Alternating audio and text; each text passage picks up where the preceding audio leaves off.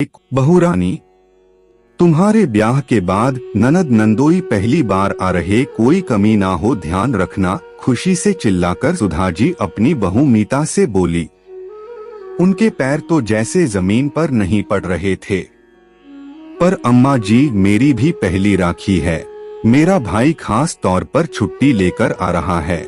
मेरे ब्याह के बाद भी उसे फौरन जाना पड़ा था। प्लीज मुझे भी जाने दें। मीता सुधा जी की चिरौरी करती सी बोली। सुनते ही तमक कर अम्मा जी ने जवाब दिया, अरे 20 साल से तो राखी बांध रही थी ना, 1 साल नहीं बांधेंगी तो भूचाल तो ना आ जाएगा। डाक से भेज दे और अपने भाई को लिख दे, अगली बार आके बंधवा लेगा। और हाँ, भगवान के लिए यहाँ मत बुला लीजो, वो आ गया तो तू तो उसी की खिदमत में लगी रहेगी, फिर मेरे बेटी दामाद को कौन पूछेगा। और तुझे ऐसे कैसे जाने दूंगी, हर साल मेरी बेटी आती है, पर मैं ठहरी अकेली जान, अच्छी तरह से बेटी दामाद की खातिर भी ना कर पाती थी। सोचा था बहू आ जाएगी तो बढ़िया बढ़िया तरह तरह के पकवान बनवा के अपने बेटी दामाद को खिलाया करूंगी। मीता के मन में तो आया, कह दे बहू ना हुई बिना पैसे की कुक हो गई। राखी के एक दिन पहले ही मीता की ननद नंदोई और उनकी 4 साल की बेटी छुटकी आ गए। कितने अरमान से उसने सोचा था ब्याह के बाद पहली बार रमन के साथ भाई को राखी बांधने मायके जाऊंगी, अपना त्योहार सुना जाते देख मीता का दिल अंदर अंदर रोता, पर कभी उसका दुख चेहरे पर दिखाई दे जाता तो अम्मा जी ताना देना न भूलती कि उसे उनकी बेटी दामाद का आना उसे सुहा नहीं रहा। शनिवार इतवार की छुट्टियां मिलाकर नंदोई जी ने 2 छुट्टियां और ले ली थी। 4 दिन मीता से अम्मा जी ने जी भरकर पकवान बनवाए। बीच में छुटकी कभी मैगी तो कभी चाउमीन की फरमाइश करती तो अम्मा जी फौरन कहती, जा मामी को कह बना देगी। मीता सुबह से शाम एक पैर पर खड़ी रहती, इसका किसी को ख्याल न आता।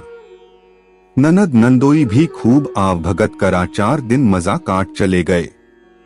किसी को ख्याल भी नहीं आया कि मीता की भी राखी थी, उसका मन भी अपने भाई को राखी बांधने को चाहता होगा।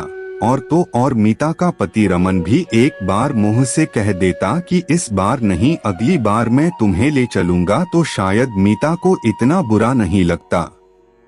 खैर बेचारी अगली बार के इंतजार में मन महसूस कर रह गई। फिर सोचने लगी, इस बार ननद की राखी मन गई, चलो भाई दूज पर मैं जाकर भाई को टीका कर लूंगी। दिवाली के आते आते मीता ने पूरे जोश के साथ दिवाली की तैयारियां शुरू कर दी। ससुराल में उसकी पहली दिवाली थी। मीता के मम्मी पापा ने पहली दिवाली का शगुन भेजा, साथ ही पूछवाया कि वे मीता को भाई दूज के लिए कब बुलाएं। अम्मा जी बिफर कर बोली, इतने साल लड़की को रख के जी ना भरा जो बार बार बुलाने को कहवें। अरे भैया, दूज पर तो रमन के मामा हमसे टीका करवाने आएंगे, घर की बहू कैसे जा सके है। और मीता का भाई दूज मनाने का सपना भी देखते देखते ढहकर धराशायी हो गया। फिर बेचारी मन महसूस कर रह गई। संयोग से मीता के नंदोई की पोस्टिंग उसी शहर में हो गई जहां मीता का मायका था। मीता बहुत खुश थी कि ननद के बहाने से ही सही अब रमन उसे भी उसके मायके ले जाया करेगा।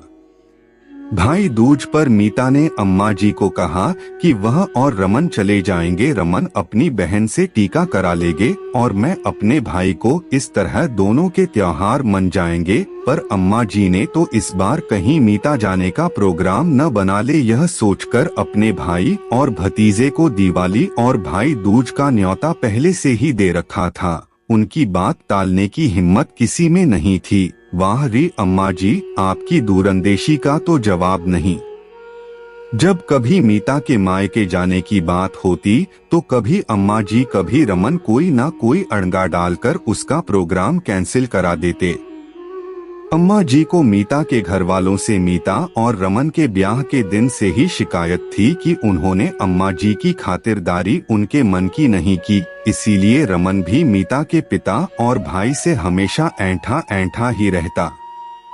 वे दोनों मीता के ऊपर मायके ना जाने का अंकुश लगाकर मीता के माँ बाप को दुखी कर बदला लेना चाहते थे। मीता के घर से कोई आता तो ये दोनों उससे सीधे मुंह बात भी नहीं करते।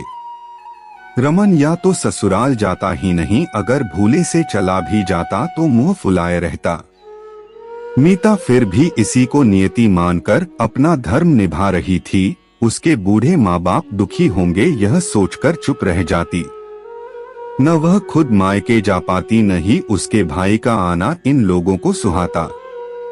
हर साल जब उसके राखी भाई दूज भी सुने जाते तो उसके दुखी दिल से मन ही मन आवाज आती कि अम्मा जी, भगवान करे आपकी बेटी भी अपने भाई की कलाई पर राखी बांधने को तरसे और रमन आपका माथा भी बहन के टीके के बिना सूना रहे। कुदरत का खेल देखिए, कुछ समय बाद रमन और उसके जीजा में छोटी सी बात को लेकर ऐसी लड़ाई हुई कि रमन के जीजा ने रमन की बहन को राखी और टीका दोनों पर भेजना बंद करवा दिया। रमन के जीजा मीता के ऊपर रमन और मांझी के जुल्म देख चुके थे, पर अम्मा जी के दबदबे और घर में क्लेश न हो उनकी एक न चलती। अगर कभी वे दबे शब्दों में उन लोगों को समझाने की कोशिश करते या मीता के पक्ष में कुछ बोलने की कोशिश करते तो उन्हें यह कहकर चुप करा दिया जाता कि यह हमारे घर का अंदरूनी मामला है, वो दखल ना दें तो बेहतर है। बरसों बाद जब मीता रमन को राखी और भाई दूज के दिन उदास देखती तो उसका दिल अंदर से कचोटता। उसे लगता शायद उसी की बद्दुआ लगी जो उसकी ही तरह रमन के भी राखी और भाई दूज सूने हो गए। हालांकि मीता कभी दिल से यह नहीं चाहती थी कि रमन के दोनों त्योहार न मने, पर उसका दिल जरूर करता कि जिस तरह रमन और उसकी बहन अपने त्योहार मनाकर खुश होते, काश एक बार कोई उसके लिए भी सोचता। कभी कभी किसी दुखी दिल से निकली आह शायद भगवान भी सुन लेते हैं। वो कहते हैं न भगवान की लाठी में आवाज नहीं होती।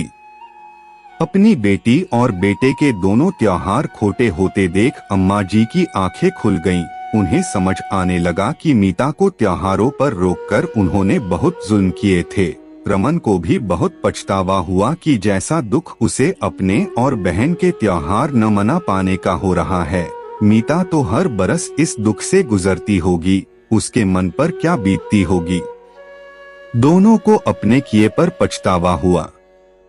अगली बार राखी आने से पहले ही अम्मा जी ने ऐलान कर दिया कि रमन छुट्टी लेकर मीता को उसके भाई को राखी बंधवाने उसके मायके ले जाएगा।